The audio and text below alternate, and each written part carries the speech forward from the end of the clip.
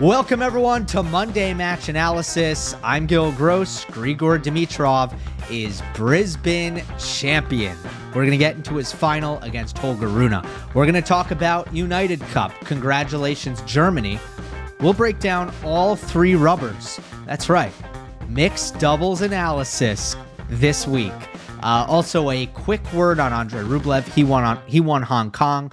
That'll be at the very end of the show. But we'll start with Rafael Nadal. Sad news, he's pulling out of the Australian Open. There isn't all that much to say about this that Rafa didn't say in his social media post, but there is a little bit of reaction and some things that I'll add.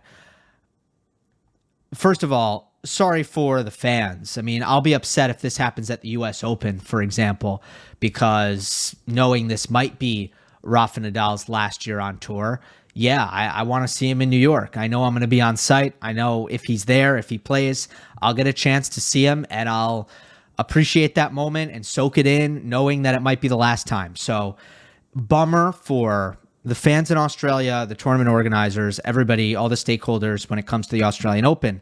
And that's kind of your first thought when something like this happens. But when it comes to understanding his decision and why he did this and what the calculus is, I think it's safe to say that Nadal is taking a very cautious approach with his comeback based on a couple things. One, I think anybody would be smart to take a cautious approach after not playing for a year and making sure that they don't try to do too much too fast. But two, the goal this year is a little different. It's to stay healthy. And when that is your paramount, when that is your number one, then I think the thinking changes a little bit about what kind of risks you want to take when you suffer minor injuries.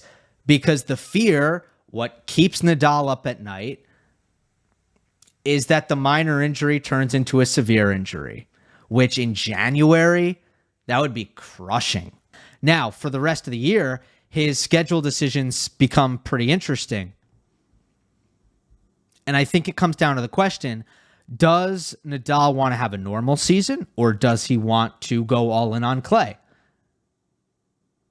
I don't know the answer to that question, but that is going to be the premise at which his scheduling decisions from here on out in the immediate future are likely to be based on. If he wants to go all in on clay, you can play the Golden Swing in February, play 2-3 weeks in a row, kick your feet up, rest, recover, train in March. Don't play the hardcourt 1000s, Sunshine Double, and then you're ready for April, Monte Carlo. Skip Barcelona. I think he should. That should be a casualty no matter what he does. Then you play the Clay Masters, and then you're ready for Roland Garros. That's the all-in on clay option. The not all-in on clay, I'm going to try to have something that resembles a normal season option would be maybe don't play in February because it's smaller events. Play the Sunshine Double. And then maybe play Madrid-Rome. Something like that. That makes sense in my mind. Or maybe Monte Carlo, skip Barcelona, Madrid, Rome. Maybe Barcelona, Madrid, see how much tennis you've played, then make a decision about Rome. Maybe. Okay, let's move on to Grigor Dimitrov, whose title drought comes to an end. It had been since the ATP Finals in 2017, which was just something that all of last year, especially with the tennis he played last year, was a drought that was just screaming to end. So I'm really happy it did. I'm really happy for Grigor. Meant a lot to him. And I'll get into the specifics of the match in a moment. But I went to Twitter because I took a second to think about it. And I said, okay, Maria Sakkari's title drought ended last fall. Karen Khachanov's title drought, that was since 2018 Paris, that ended last fall. Grigor Dimitrov's title drought just ended. Who are the headliners here? Who are the players now who have these titleless streaks going that are perplexing? Perplexing because they're too good a player. So I went to Twitter. Here's what I got in response. Here's some ones that resonated with me. Tommy Paul, Stockholm 2021. Given the last 2 years he's had and the level that he's played, and the fact that, you look at Tommy's last 2 years and mostly it's like, wow, he's taken this big step to becoming this, consistent top 20 player. He hasn't won a title since 2021. Karolina Muchova, Seoul 2019. That's insane to me. Muchova has made 3 major semifinals or better in that span where she hasn't won a title. And then there's a group of players who I think Paul and Muchova are the most surprising. A little bit less surprising. Victoria Azarenka, Miami 2016. That one's pretty surprising. Maybe that should go in the top group. But then, the reason I grouped these 3 players together is because they're all post-prime. Azarenka, Miami 2016. Stan Wawrinka, 2017, Geneva. Andy Murray, 2019, Antwerp. And then there's a couple of guys who have not won titles. It's not really a title drought. It's that they've never won titles, and maybe they deserve a shout in this conversation. Jan-Lennard Struff and Alejandro Davidovich Fokina. So bringing this back to Dimitrov, not only has he broken the title drought, he has done what so many fail to do. Take a great indoor hardcourt season after the U.S. Open and take your off season and then go to Australia and keep it up. So hard to do that. And while we're talking about Dimitrov and Holger Rune in this Brisbane final, we've seen it with both of these guys. Dimitrov in 2018 starts 3 in the world, coming off of the year-end championship title, loses to Kyrgios in the Brisbane semifinal, and then Kyle Edmund in the Australian Open quarterfinal. Not disastrous, but certainly not any sort of continuation of what we saw from Dimitrov at the end of 2018. And then Holger Rune last year, a little bit more fresh in the memory, comes off 4 finals in a row, Paris title, beat Djokovic, lost to Nishioka first round in Adelaide, lost to Rublev 4th round at the Australian Open. Not a disastrous Australian Open, but a lot of people thought he was the favorite in that match, and he couldn't get it done. As for the final itself, here's what is sticking out to me about Grigor Dimitrov right now. You have the basics, the meat and potatoes, which is the first serve and the forehand, which have just been really, really good for a while now. First serve, forehand. So that serve +1 has been firing for him. And then in return games, he is so athletic. He is such a special shot maker, especially and particularly from defensive positions. He's just bound to steal a couple points in a return game here and there. And when you are taking care of your business because your first serve is damaging and reliable, as is your forehand, and then you can flip it around in return games and you can do super athletic things and come up with great scrambles, etc. It's an awesome combination. So let's get into that. In the first set, the serving was incredible. I thought it was kind of a shootout between Holger and Grigor. When I say shootout, it was like a lot of chances back and forth, super high quality first set. But then it kind of felt like when either player was under pressure, they'd come up with just huge first serves to get themselves out of it.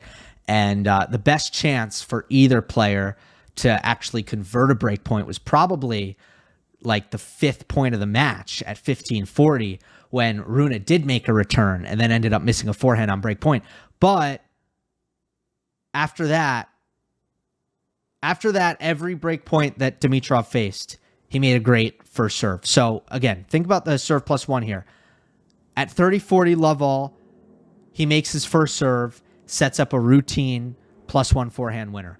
At 3-all at out, makes a first serve into the body, approach shot, overhead, points over. In the tiebreak, he hit 2 aces in the tiebreak. At 6-5, pressure point obviously set on the line. Great first serve out wide. Hits the approach shot, finishes with the overhead. Clinical stuff. Wins the first set. In the second set, Grigor will ultimately get the break, and I think that this is a game worth digging into a little bit deeper. So let's do it. 3-all second set. We go to some film study.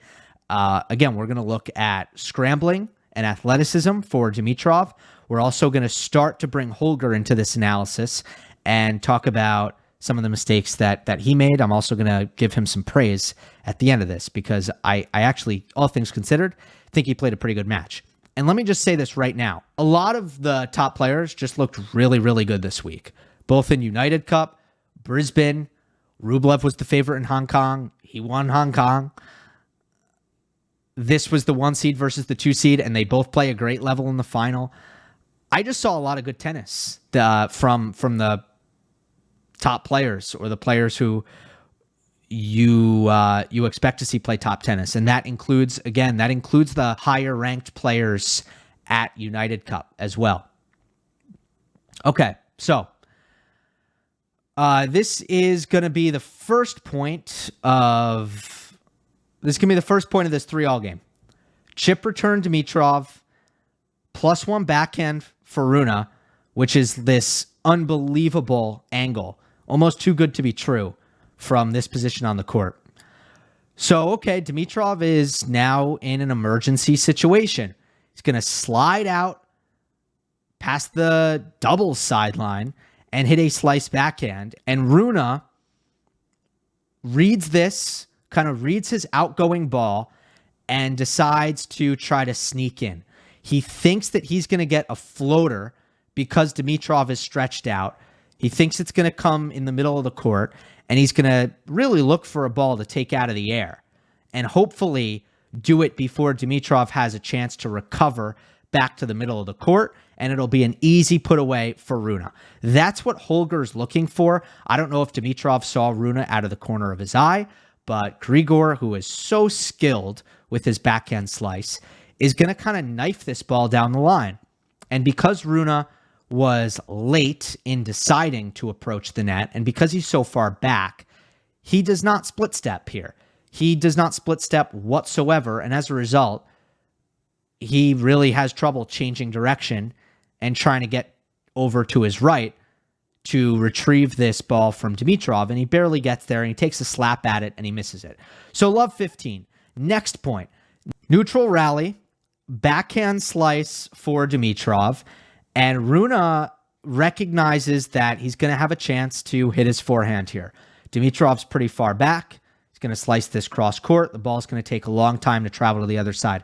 Plenty of time for Rune to run around and hit a forehand. He's going to go inside in approach. Okay, well, what makes this difficult is the ball is low, and you have to hit it over the high part of the net, and you have to generate all of your own pace. That's what makes this a difficult shot. And if you hit the inside in approach shot and it's not excellent, you're in big trouble because you're hitting it at the righty forehand with an open cross-court angle on the passing shot.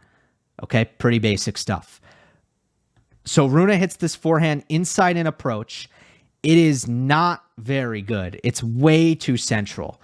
It might be so central that Dimitrov is a little caught off guard. However, again, Rune is having to scramble into open court here, and he doesn't really split step. And he's in no man's land. Dimitrov hits this passing shot cross court, but it's not very cross court. It's only slightly cross court. What happens here, because Rune doesn't split step, he runs right into the ball. Hits a very cramped volley, and it pops up. It lands deep, but Dimitrov, as good as he is, he's going to smoke this passing shot. Really, really good pace, and he just blew it right by Rune for a winner. So now it's love 30. And, what are my overall takeaways on that point? I think Rune tried to make something happen with his forehand off of Dimitrov's backhand slice cross court that was pretty ambitious. It would have taken a really good forehand from this position. Let me show you the position again. From this position, pretty far back in the court, pretty low, no pace to work with, against Dimitrov with his great running forehand, would have taken something pretty special to pull this off, in my opinion. So I don't consider this really a high percentage play. So that made it love 30. Now we are going to go to 15-30. Rune gets on the board in this game. And this is a second serve. Holger knows that if he hits a second serve to Dimitrov's backhand, he's going to get the chip return. So he gets the slice return, cross court, and because Rune knows he's going to get the chip return, he's very much ready to run around and use his big forehand. So right away on the +1 ball, he takes this inside in.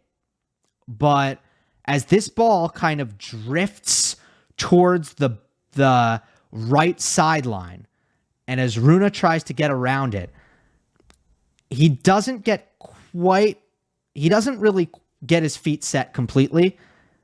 And you can see by the way he falls off to his left here that he wasn't completely on balance, which is okay. Sometimes when you run around a forehand and you don't fully get to the spot and you're moving to your left, your momentum is going to kind of pull you off to your left. You're not going to be completely on balance.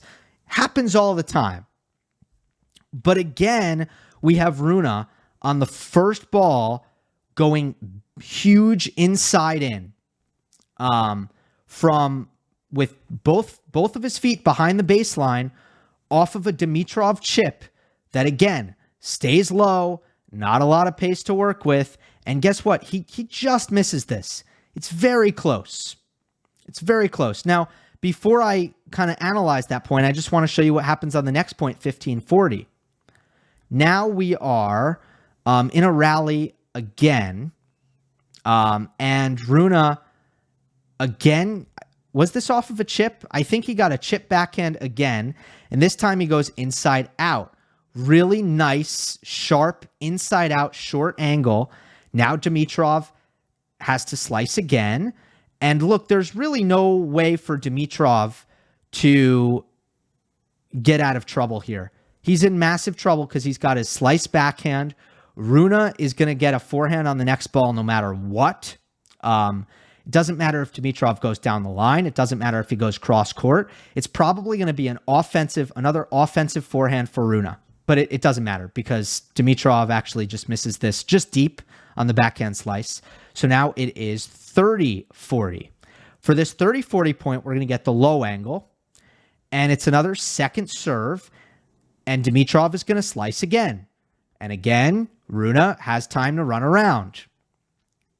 This ball's about knee level. Holger, it looks like he's got both feet basically on the baseline. And same shot. +1 forehand inside in. And again, he misses just wide. Again, he misses just wide. The same exact point twice. One at 15-30, one at 30-40 to get broken. And in that point, Dimitrov used his backhand slice on like every single point. Sorry, in that game, Dimitrov used his backhand slice on basically every single point, and Rune looked to use his forehand in response on every single point. And the one time he went inside out, he won the point. The 3 times he went inside in, he lost the point. Now, we know that there's no rule about this. Okay, sometimes it's great to go inside in. Sometimes it's great to go inside out. There's no right, there's no wrong. But let's also break this down and talk about what are the factors that help Holger make a decision about going inside out versus inside in. And therefore, what's the high percentage way to go about playing aggressive tennis, which is what he's trying to do here. And it's the right thing to do. He should be playing aggressive tennis off of this backhand slice. But he should be building the point through his forehand inside out, is what I would argue. He misses this forehand inside in twice, just wide, because of what I talked about when I talked about the forehand inside in approach. It has to be so good, because if it's not good, you are setting up a running forehand cross court for Grigor Dimitrov, who hits that shot exceptionally well. Versus, let's say you hit an inside out forehand and you don't hit it all that well. How does Dimitrov counter you? How does he hurt you? He does it by changing direction on his drive backhand down the line. When we talk about comfort levels and percentages, that's not even close. Dimitrov's ability to hit a running forehand cross court on a consistent basis, high level, versus his ability to, off of a heavy topspin inside out forehand by Rune, to redirect with his drive down the line, that's not even close. So if you're Holger, why are you so quick to go inside in here? It's by far the more difficult shot to pull off, not only because less court to work with, higher part of the net, not only because of that stuff that we always talk about when it comes to hitting down the line versus cross court, but also because the punishment for not hitting a super high quality ball on your inside in shot is it's a pretty severe punishment. You're likely to be in trouble. Inside out, not so much. Not so much. You're hitting to Dimitrov's backhand. And you're asking him to redirect versus go cross court. What I would then say is, okay, when is the right time to go inside in? The right time to go inside in is, let's go back to the decision makers. It's the same thing that determines when the right time to go down the line is, because inside in is a form of down the line, really. So it's your court position, your opponent's court position, incoming ball. Those are the three big ones. So for me, on a backhand slice for Dimitrov, here's what this means. You want a ball that Dimitrov pops up a little bit, gets a little bit too high up on his backhand slice. You want a ball that lands a little bit shorter. You want a ball where you can step in closer inside the baseline, and you ideally want Dimitrov further off the court. That's what you want. Then you go inside in.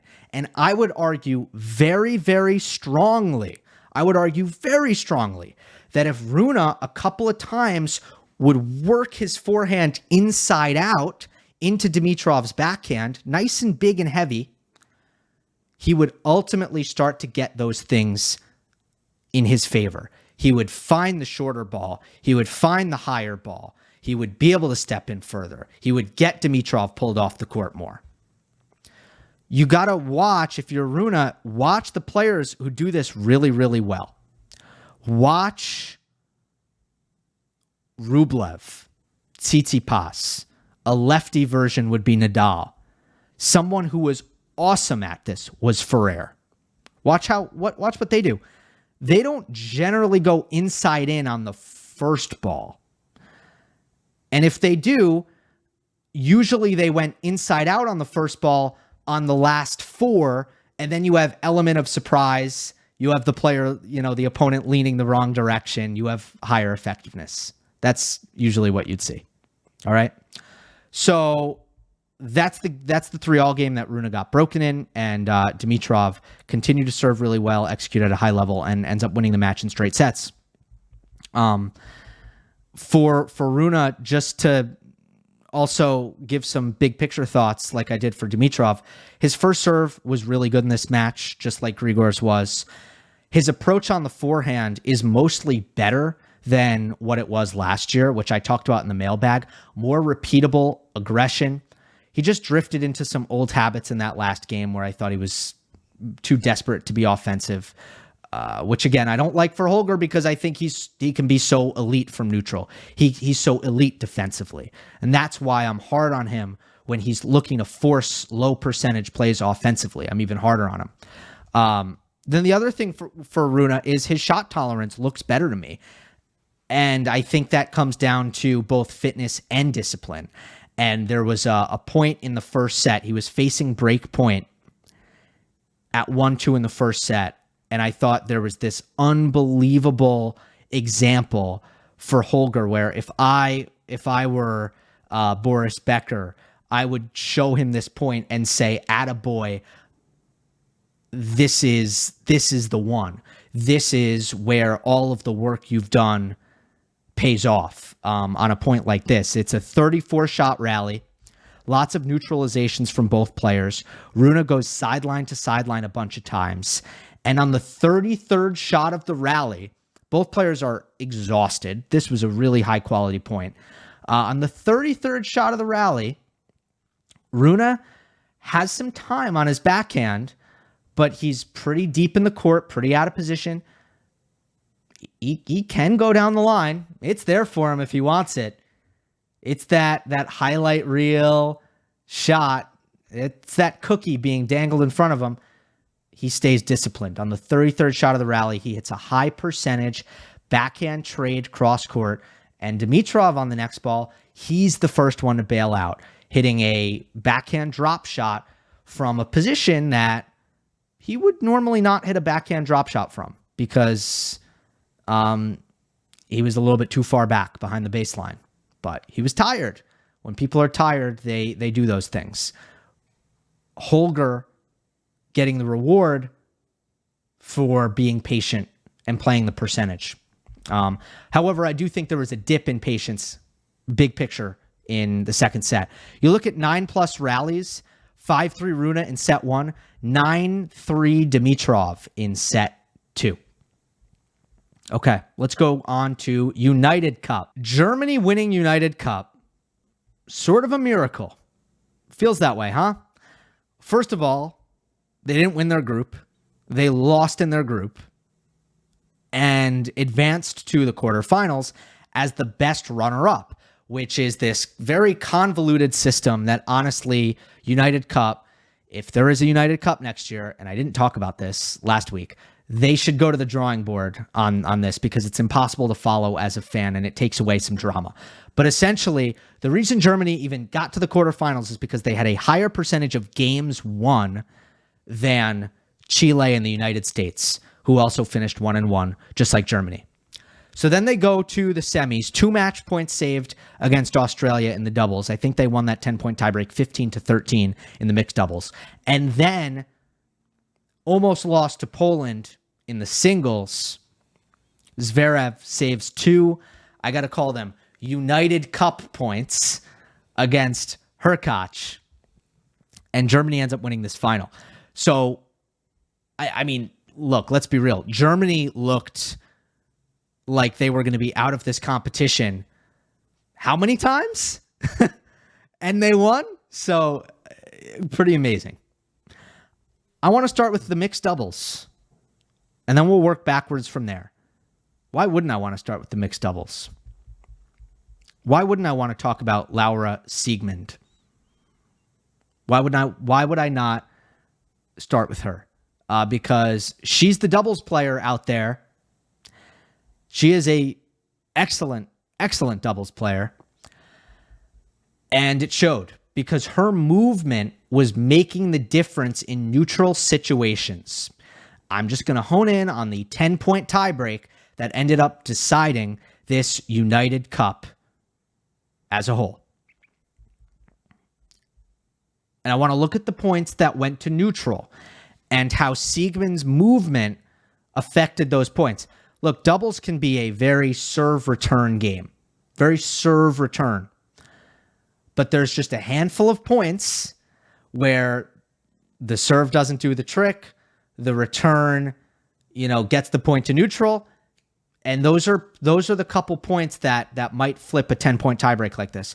So the first one is the first point of the 10-point tiebreak. And there are a lot of things in this point that were very highlight reel. Siegemund made a bunch of incredible reflex volleys to keep Germany in the point. And then Hurkacz had this unbelievable get on an overhead to keep Poland in the point. And now we're back at neutral, and it's a down-the-line baseline rally between Zverev and Swiatek. And Iga hits a forehand line, and then Zverev hits a forehand line.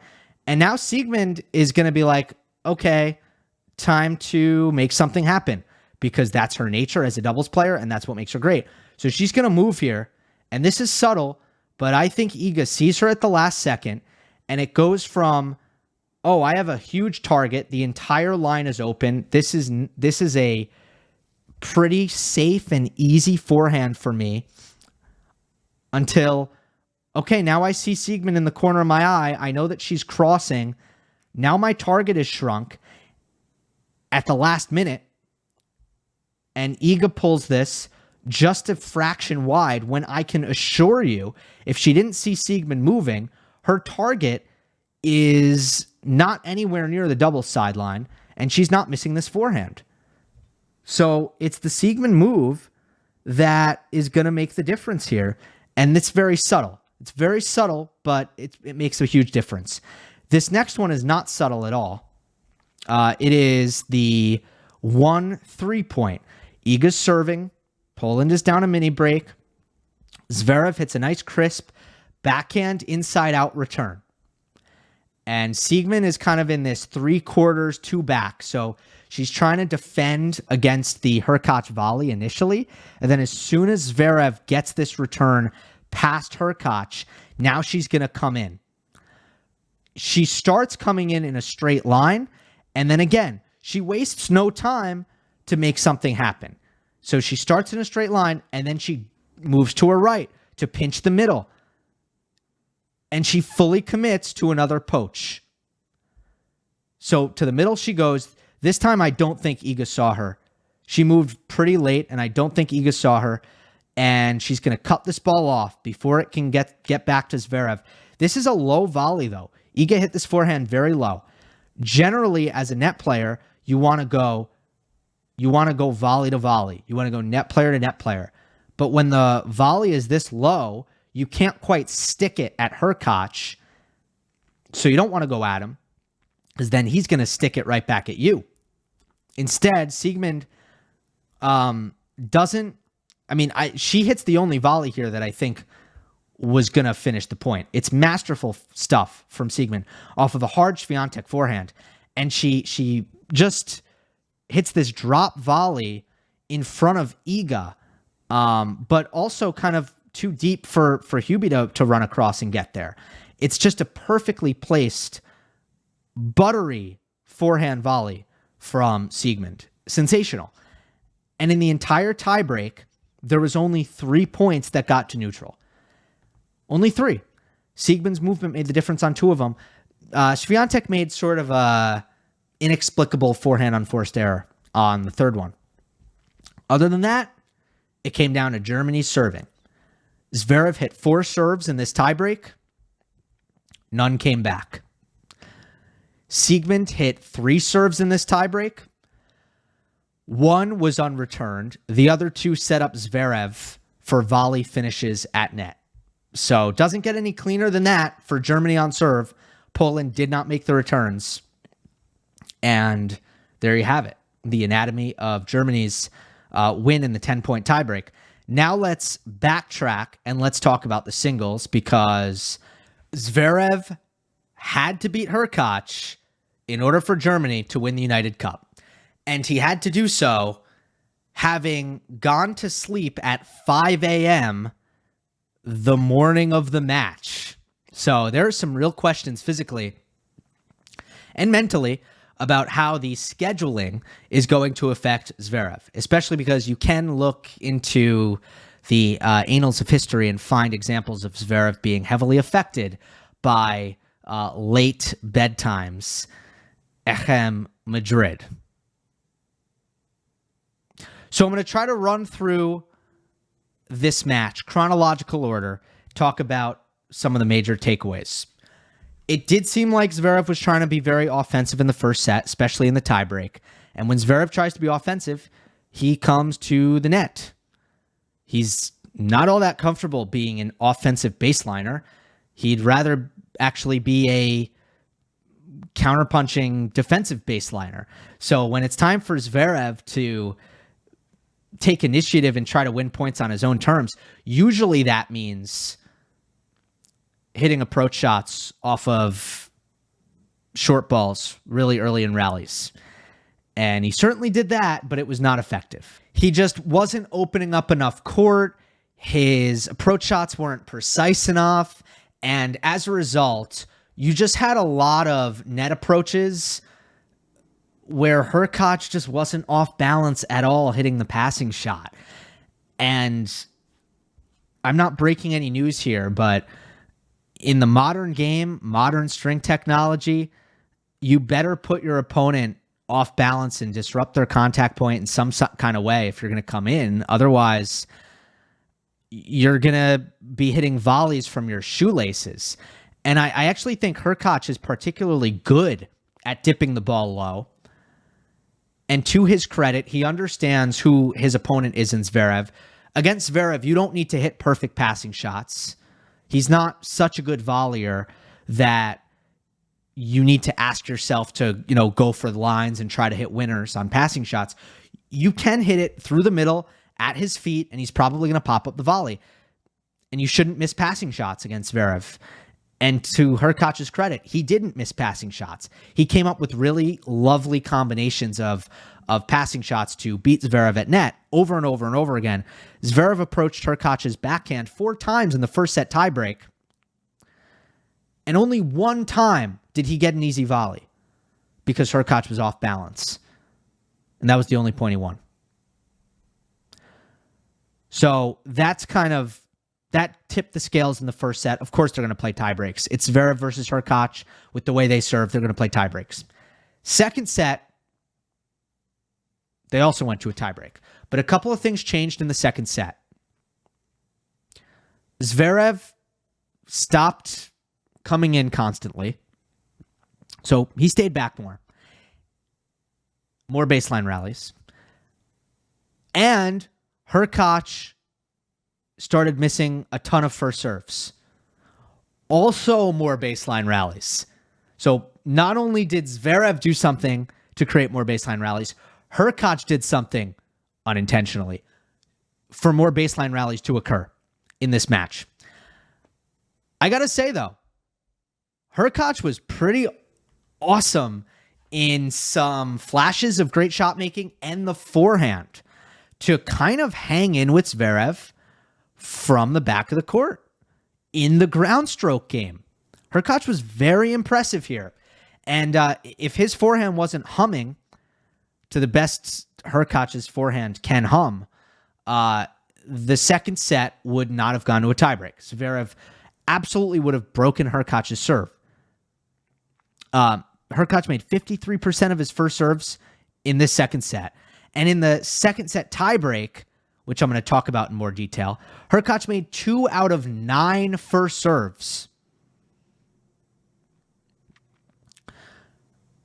However, again, Hurkacz played really well on his forehand, took advantage of some Zverev baseline passivity, a couple of balls that he dropped a little short in the court, and Hurkacz's forehand answered the bell. Zverev missed an overhead at 3-all, and Poland had 2 United Cup points at 6-4. Zverev saved the first one. First of all, mediocre first serve by Hurkacz. Missed his spot. And then he had a backhand approach shot that he played very conservative. And then from there, Zverev had a nice backhand pass, stab volley from Hurkacz, which was a pretty good volley given the circumstance. And, it stayed very low. It wasn't short, but it was low. Zverev ended up charging in and kind of flicking this forehand pass cross court. Had some space to work with.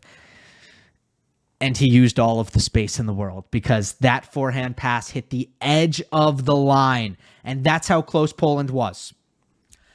The next match point, unforced error by Hurkacz, really kind of easy neutral backhand. On the 6-all point, easy sitting second serve return that Hurkacz missed. And then on Zverev's set point, it was pretty poor movement by Hurkacz, who hit a big backhand down the line and then just really didn't move forward after it. And Zverev defended very short in the court. The ball ended up getting really low on Hurkacz, and it was technically another forehand unforced error. So the difference in this second set was missed first serves and finish line unforced errors for Hurkacz in the end. Hubie absolutely got tight. And he got the two things wrong that Zverev never gets wrong.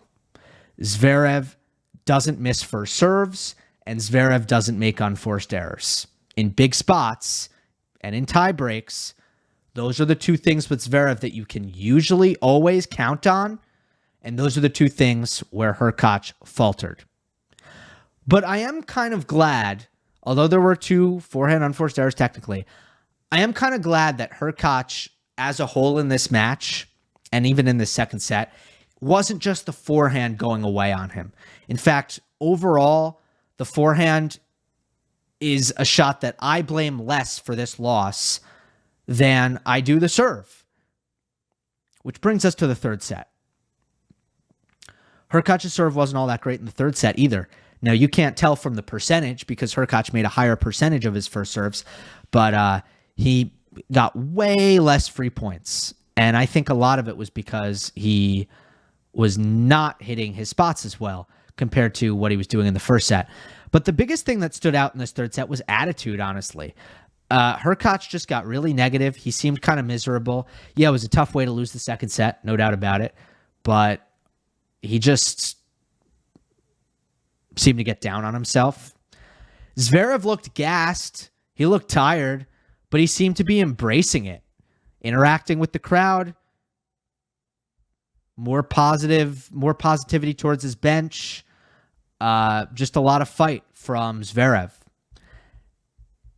And at 3-all, he finally breaks serve with some great depth in baseline rallies. Hurkacz loves to hug the baseline. If you have great depth against Hurkacz, you're usually going to get him to hit pretty much a baseline half volley.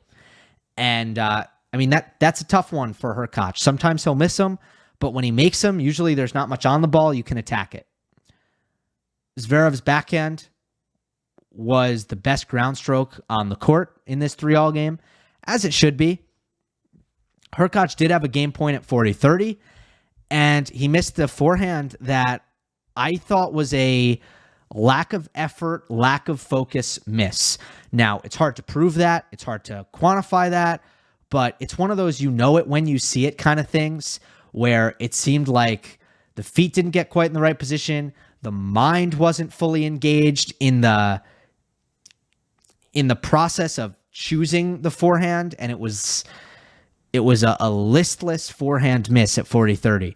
And then Zverev comes up with this insane return at deuce, forehand winner cross court, best return of the match. And on ad out, Hurkacz misses the spot on his first serve. Solid defense from Zverev. And ultimately, Hurkacz makes another forehand unforced error a few shots into the rally.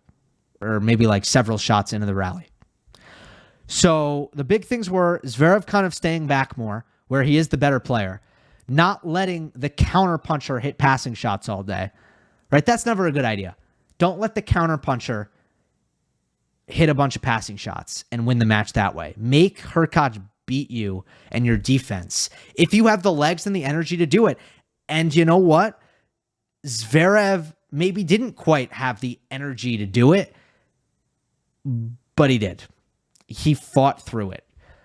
I think it's a really gritty effort from Zverev. He showed a lot of heart. He showed a lot of guts to overcome rough scheduling. And he showed a lot of mental toughness because things didn't go well for him for the first half of the match. He lost a tight first set. He applied lots of pressure in the second set and never got the break. Then he missed an overhead at 3-all in the tiebreak. And through all these things, he just stayed with it. And, Zverev, he probably doesn't get enough credit for being a resilient, high-effort match player. And he needed it in this match. It helped that Hurkacz's serve went down the way it did because, again, they ended up playing way more baseline rallies than I think Hurkacz wants to play in an ideal world. So that is Germany's win in the men's singles. Swiatek versus Kerber, I'm not going to get into too much. Tough task for Kerber when you think about it, going up against the best baseliner in women's tennis when, if you're Kerber, you don't really have much of a serve, so you really have to beat her from the baseline. To Kerber's credit, who it's great to see back, first tennis since 2021 for Kerber, and I love her game. It's so unique, the way she produces her strokes and the way she uses the geometry of the court, and she's one of the ultimate pace absorbers, one of the ultimate redirectors that the game has ever seen. She had a lot of chances to go up a break in the first 6 games. I thought the thing that was lacking for her was just return quality. Felt like every break point, it was just the return went right into the middle, and Swiatek, when she's anxious, gets even more aggressive. So, Iga just had +1 balls to attack, and she did that. She punished Kerber's attackable returns at every opportunity. Ended up holding for 4-3. I think she saved break points at 3-all and 2-all. And then Iga, after the match, talked about the ball change at 3-4, and she said, I think direct quote here, but I am going off memory. She said, I felt like I could be a more dynamic player after the ball change. So I was like, what does that mean exactly? More dynamic player off of the ball change? So I went back and I tried to watch that 3-4 game extra carefully. And it's like, oh, so now you can just hit the shit out of the ball and there's really nothing she can do about it?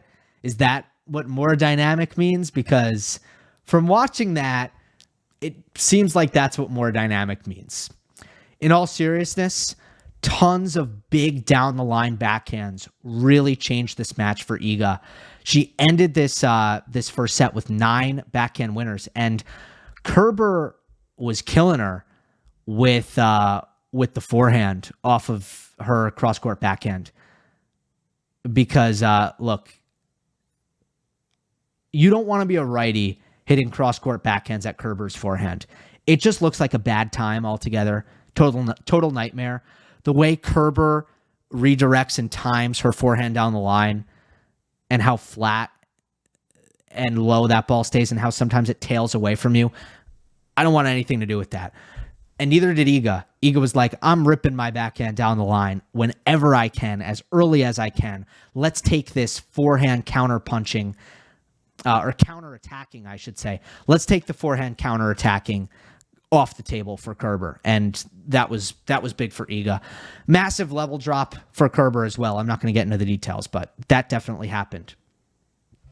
That's all I got for United Cup. So we've covered Brisbane. We've covered United Cup. All we got is Rublev winning Hong Kong. I don't have much here because I didn't really get to watch. There's just too much going on. 15th title of Rublev's career. I always am interested in the next-gen title race, especially because only Medvedev has a slam. So when they all retire and we look at who had the best career, we'll look at things like year-end rankings, I think, how many top 10s, how many top 5s. But I think a big one is going to be titles. And right now it looks like this. Zverev has 21. Medvedev has 20. Rublev has 15. Tsitsipas has 10. And de Minaur has 7. Other than Rublev, Jerry Shang, big week, semifinals, young player from China, trains at IMG Academy. I have heard from good sources that he worked really hard on his serve this offseason, which is great because, I don't know, last time I watched Jerry Shang play was in Miami, in person, courtside. And I was like, wow, this guy can be really, really good if he just gets a serve. So glad to hear that he has improved his serve big time. That's going to be a big help for Shang. Ruusuvuori makes the final. Good for Emil, who's probably someone who fits into that category of ranked a little low right now compared to what the ability is. Ruusuvuori is a great ball striker, both wings. Serve and athleticism haven't really developed around the ball striking as much as I thought it would, but starting the year off with the final, it's a good thing for Emil, and I'll keep my eye on some of those other things as we progress through the year. All right, Australian Open draw. It's coming out Thursday. Get pumped. Hope you enjoyed. Don't forget to subscribe. I'll see you next time.